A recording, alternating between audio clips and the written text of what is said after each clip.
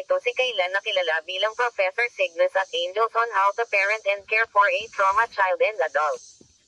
Para mapuntahan ang pinagmumulan ng trauma na kanilang pinagdaanan sa halip na manatili sila sa trauma.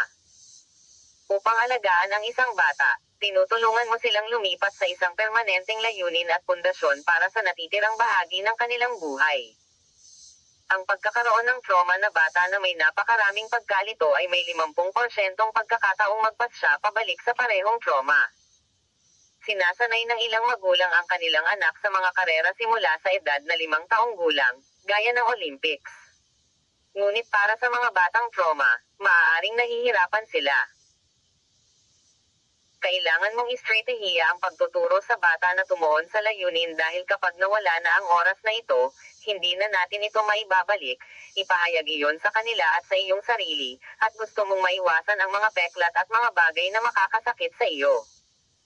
Kaya kailangan mong tumuon sa isang permanenteng karera. Lahat ng bibilhin mo, para sa mga pista opisyal, kaarawan, etc., ay tututuon sila sa kanilang karera. Maaaring magkaroon ng galit ang mga batang trauma, turuan silang kontrolin ang sarili, ilagay sila sa mga klase ng judo, at turuan sila na may oras at lugar para sa lahat ng bagay sa buhay.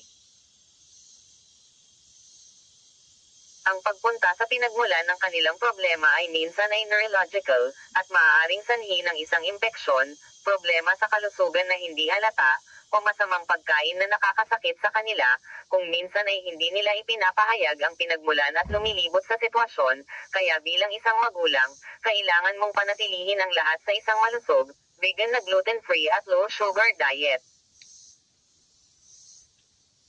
Minsan para madiskarte ang mga kasanayan sa pagiging magulang, kailangan mong kumuha ng mga aktibidad tulad ng pintura, gansilyo, pananahi, pagdidisenyo, paghahardin, engineering, konstruksyon, at mga proyekto sa agham upang bumuo ng isang bono at malaman kung ano ang pipiliin para sa kanilang karera.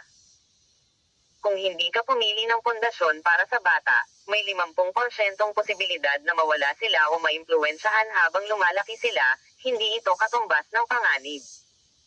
Gawin ang iyong makakaya bilang isang magulang at isang magulang sa iyong sarili sa pamamagitan ng pagtutok sa isang pangunahing layunin.